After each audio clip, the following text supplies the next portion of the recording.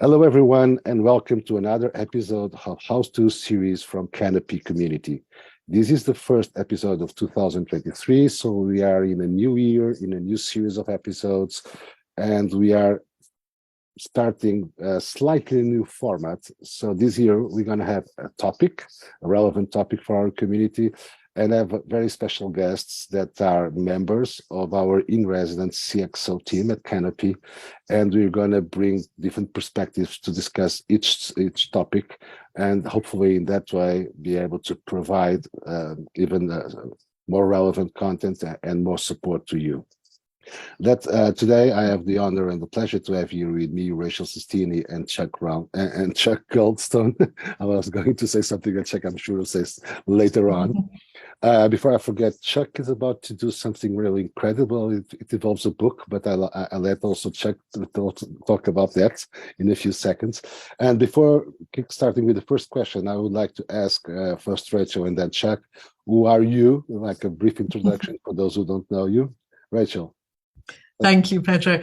So I'm Rachel Sestini. I'm the CFO at Canopy Community in Residence, and I run Sestini & Co., which is a tax accountancy and pensions firm looking after entrepreneurs and private clients as they go through their business journey. Thank you, Rachel. Chuck, who is Chuck Goldstone?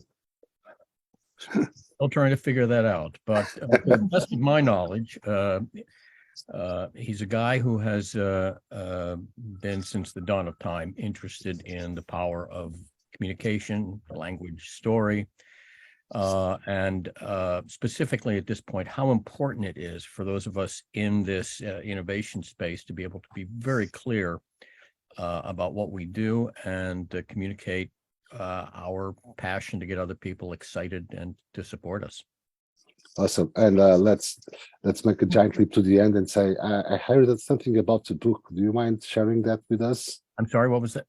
I heard something about the book. Oh, well, I finally, after 8 years of procrastination, I've taken the content from a masterclass that I've been running on strategy and story and finally committed it to a book.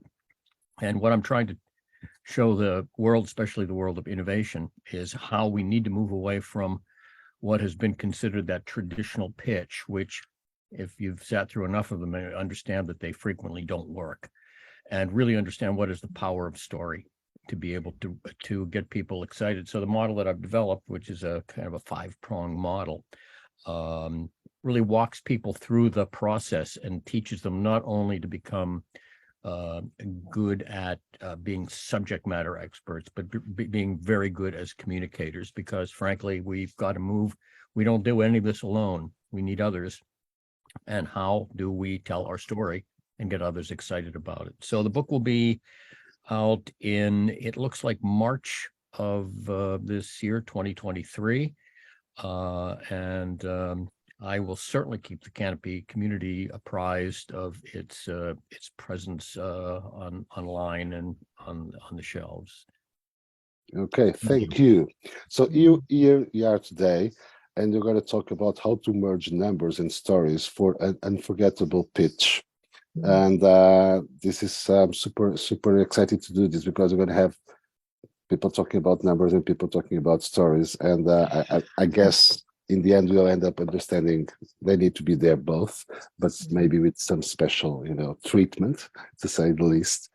So let me start by asking Chuck, how could you define, like in a sentence or two, what is a good pitch? How can we see it, listen to a pitch, and this is good and this is not good?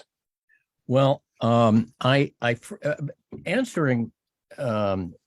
creating pitch is really answering a very simple question, and that is the question that we all get. It's the most common question we're asked, especially in this space, is what do you do?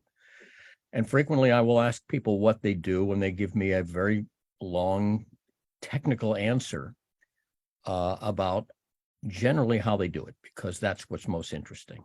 And frankly, a really good pitch is not how you're doing what you do, but why you're doing what you do and why that's important to your audience. So I ask people, the first thing you need to figure out if you're going to begin to tell a story, is to understand who your audience is, understand what they're going to be most interested in, and explaining to them, number one, why do you deserve to be in the cosmos? What's the problem you're solving or the opportunity that you're presenting? Has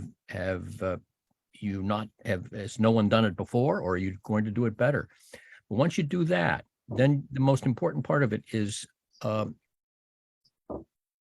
why should your audience care? Yeah, it's about story. Yeah, the pitch is about us. But really, the story needs to be focused on the people who we are trying to move to some kind of action. So what makes a good pitch is not conveying information alone.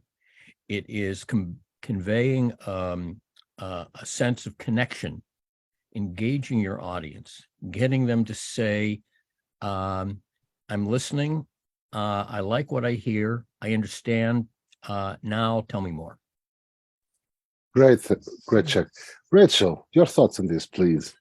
I think the main thing for me with the pitch is who the audience are and what they want, and making sure that as part of the process, that's really, really well understood, because that's the only way that the pitch needs to answer the right questions for the person who's listening to it.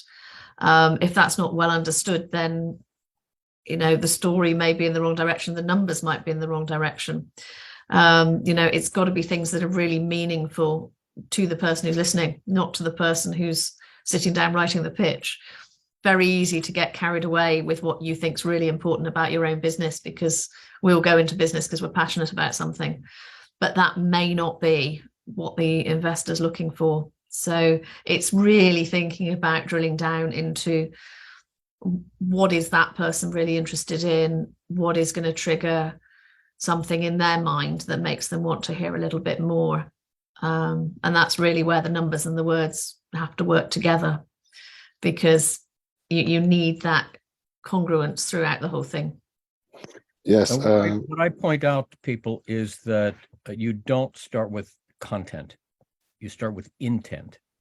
What is it that you want your audience to do? And I tell people in the classes that I run and whenever I speak, I said what you need to do is really engage your audience. You've got to find out what is going to trigger their interest and their curiosity.